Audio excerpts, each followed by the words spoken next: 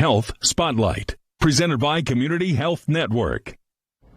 Turning now to our health spotlight, I want to welcome in Wish TV medical expert, former U.S. Surgeon General Dr. Jerome Adams. Today marks 3 years since states started shutting down to stop the spread of COVID-19. Many of us remember the day very well. I'm sure you certainly do. And Indiana waited 7 more days before officially issuing a stay-at-home order. That was March 23rd.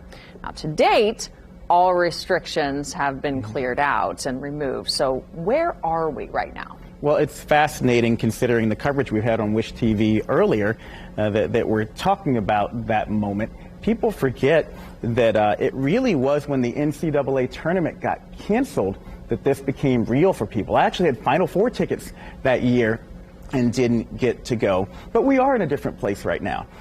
We didn't have personal protective equipment, masks and gowns at the time. We've got that now if people want to use them. We didn't have testing. Now you can get testing. We didn't have a vaccine, most importantly, and we didn't have treatments like Paxlovid. So you've got lower spread now. You have tools available for people to protect themselves. And so now you're seeing more of the onus being put on the individual.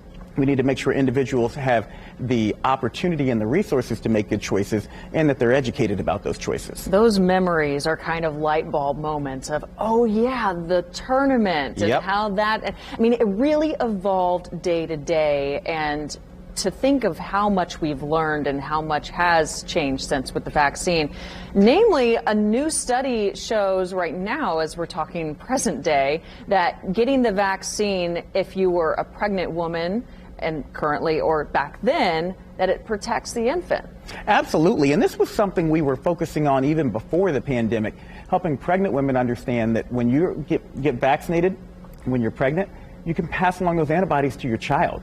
So it can protect you from a number of different diseases as an individual, but it gives your child protection until they can become vaccinated. This study showed that babies of moms who were vaccinated during pregnancy had a 97% lower chance of contracting COVID themselves up to 6 months after they were born. Does that change the timeline then for when the expecting mother should get the vaccine? Well, what we always tell people is to talk to your health provider because you may not know that you're going to be pregnant in 6 months. But the study did show that if you got that second vaccination in your 3rd trimester or your booster in a 3rd trimester, that gave the baby maximum protection.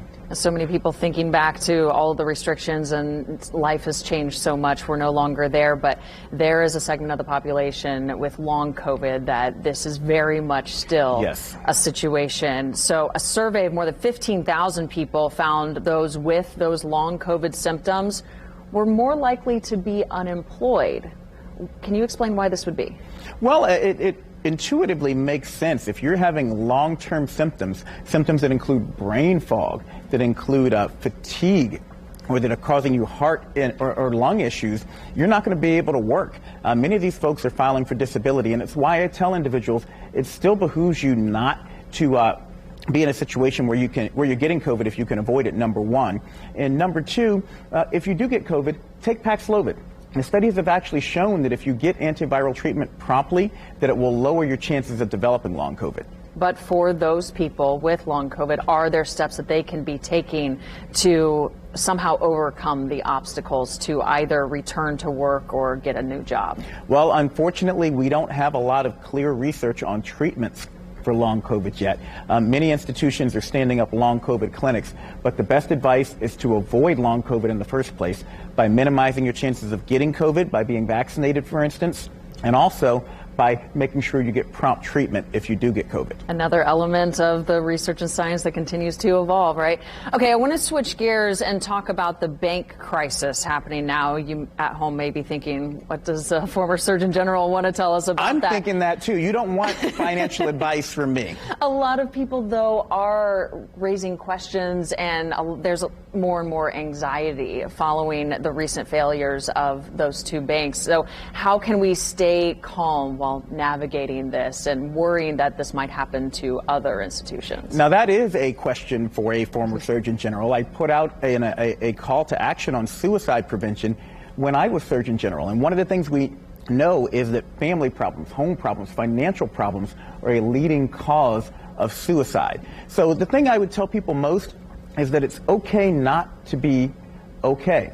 if you're feeling depressed, if you're feeling down for whatever reason, make sure you reach out to somebody. 988 has just been stood up. You can call that number. You can speak to someone today about ways to really improve your mood. And finally, I'd say, find ways to pick yourself up. Make sure you're getting outside, getting plenty of fresh air. NCAA tournament's coming up. You can root for IU, or like me, you can root for Purdue. Boil her up.